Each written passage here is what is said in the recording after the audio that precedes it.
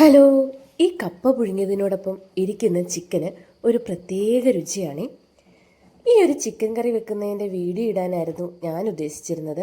പക്ഷേ ഒറ്റൊരു സ്റ്റെപ്പ് മാറിപ്പോയതുകൊണ്ട് ആ വീഡിയോ എനിക്ക് ഇടാൻ പറ്റാതായി പോയതാണ്. ഇത് യാതൊരുവിധ മസാലകളോ യാതൊന്നും തന്നെ ചേർക്കാതെ നല്ല ടേസ്റ്റിയായി ഉണ്ടാക്കിയ ഒരു ചിക്കനാണ്. ഇതിനെന്ത് പേര് വിളിക്കണമെന്ന് എനിക്കറിയത്തില്ല. വേണമെങ്കിൽ ചിക്കൻ മുളക് എന്ന് വേണേൽ വിളിക്കാം. അതിനുവേണ്ടി ഇതേ കുറച്ച് ഉള്ളി പൊളിച്ചതും ഈ ഒരു വെളുത്തുള്ളിയും ചിക്കൻ കഴുകി വൃത്തിയാക്കിയതും മാത്രമാണ് എടുത്തത്. ചീനച്ചട്ടി വെള്ളം വറ്റി നല്ലപോലെ ചൂടായി കഴിയുമ്പോഴേക്കും അതിലേക്ക് ഇത്രയും വെളിച്ചെണ്ണയെ ഒഴിച്ചു കൊടുത്തുള്ളൂ. ഒരു 1.5 സ്പൂൺ എന്ന അളവിൽ ഈ വെളിച്ചെണ്ണ മതി ഈ ചിക്കൻ കറി വെക്കാനായിട്ട്. എണ്ണ ചൂടായി വന്നപ്പോഴത്തേക്കും അതിലേക്ക് കടുകും പെരിഞ്ചീരകവും ഇട്ട് കൊടുത്തു. ഇനി അതിലേക്ക് പാണ്ടിമുളക് ഒരു 5-6 അരി കളഞ്ഞായിരുന്നു ഇടേണ്ടത്. അതാണ് ഞാൻ വിട്ടുപോയത്. ഉള്ളി എളുപ്പം കയറി ഇട്ടുപോയി.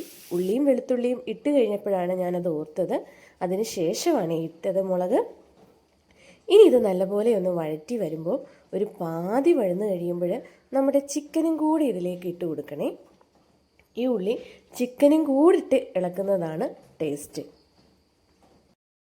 അങ്ങനെ ചിക്കനും കൂടെ ഒന്ന് ഇട്ട് നല്ലപോലെ ഇളക്കിയിട്ട് ഇതിലേക്ക് ആവശ്യമായ ഉപ്പും മഞ്ഞൾപ്പൊടിയും ഇട്ട് കൊടുക്കണം. ഈ 2 ഐറ്റം മാത്രമാണ് നമ്മൾ ഇതിലേക്ക് ചേർത്ത് കൊടുക്കുന്നത്. അല്ലാതെ വേറെ ഒരു ഐറ്റവും ഇനി ഇതിലേക്ക് ചേർത്ത് കൊടുക്കണ്ട. എല്ലാം കൂടെ നല്ലപോലെ ഒന്ന് ഇളക്കി മറിച്ച് കുഴച്ച് എടുത്ത് അടച്ചു വെക്കണം. ഇതിനകത്തേക്ക് വെള്ളമോ യാതൊന്നും തന്നെ ഒഴിക്കേണ്ട കാര്യമില്ല. ചെറിയ തീയിൽ ഇതിരുന്ന് വെന്തോട്ടെ. ഇത്രയേ ഉള്ളൂ.